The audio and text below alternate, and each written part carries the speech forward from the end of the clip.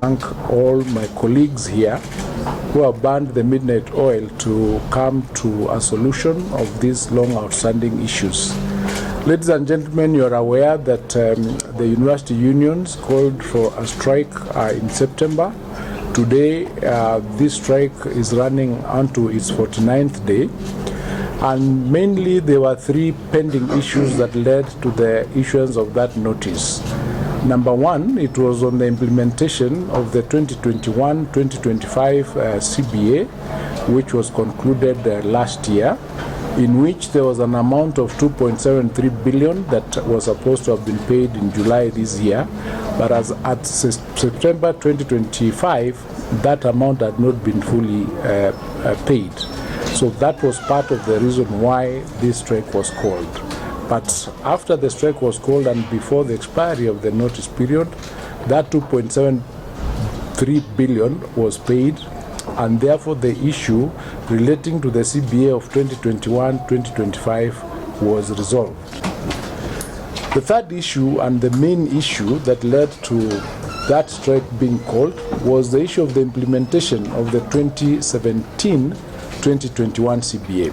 In the 2017-2021 CBA, which had been agreed to be at the cost of 16.8 billion, 8.8 billion had been paid, and according to the unions, there was a balance of 7.9 billion which was due to be paid. However, SRC did indicate to us as a ministry that the amount that was outstanding as at the time the strike was being called was 624 million, on the basis that 7.2 billion had been paid between 2017 and 2022 during the normal annual increment of the salaries of the staff or the lecturers of the university. When we agreed on that figure, because a figure of 200 million had already been released to the universities and is held by the universities, the amount due from government is 7.76 billion. Because that was the outstanding amount, we then did a proposal to the unions so that they could accept the payment of those of that amount in three installments of 2.1 billion during supplementary 1 and 2.8 billion financial year 2026-2027, and the third installment of 2.8 billion financial year 2028-29. That proposal was rejected by the union, and we had to go back again to start further negotiations, and this is why time has actually taken a bit long, for the time has passed towards the settlement of this claim. They rejected that three installments, and we agreed after further negotiations that we'll now settle the 7.76 in two installments of 3.85 billion immediately and after the first supplementary, and the second installment during the financial year 2026-2027, maybe July 2026.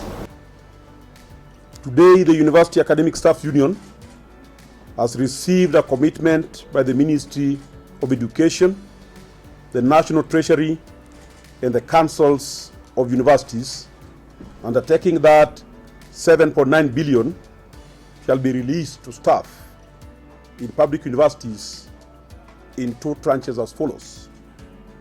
Kenya shillings 3.8 billion in November, but not later than 31st December 2025.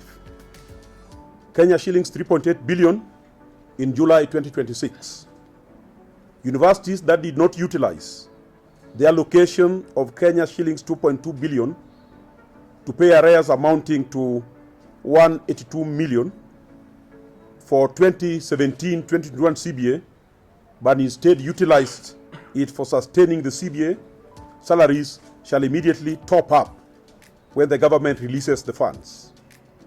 We are not leaving this industrial action with all what we wanted, which was immediate full implementation of 7.9 billion, but we have secured the 7.9 billion.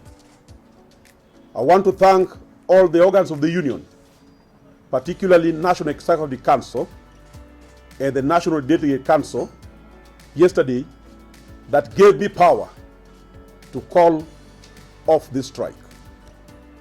We consider the firm commitment by the National Treasury in Parliament and balance against the interest of more than 600,000 students and the survival of higher education sector in this country. WASU has made concession and hereby calls off the strike. I want to particularly thank the Deputy President of the Republic of Kenya, who mediated and managed to offer us 50-50. I also want to thank Parliament, and particularly National Education Committee of the National Assembly, that bridged the gap between us and other stakeholders. And therefore, the success that we have signed here today stems from his own initiative. And so we thank him. We thank our ministry, the CS and the PS. We thank the PS and the CS in the National Treasury too for committing to avail these funds that the government has accepted to give to these suffering employees in our universities. We also thank the National Assembly for inviting us and sitting us down to arbitrate on this matter and giving us a guideline that we have put pen on paper today. And therefore, we are not calling off the strike just like that, but it's because we feel strongly so that we have engaged exhaustively, that we have engaged the social partners and the government under the tripartite committee arrangement and gotten what we've gotten. And therefore we urge our members to accept this particular offer and resume their duties as normal. In the documents that we have signed today, we have endeavored to take care of all cases that would otherwise jeopardize their jobs, that would actually make some of them get drastic administrative action. So we have taken care of each and every item so that when these members of staff go back to work, they're going back to work assured that their jobs are safe.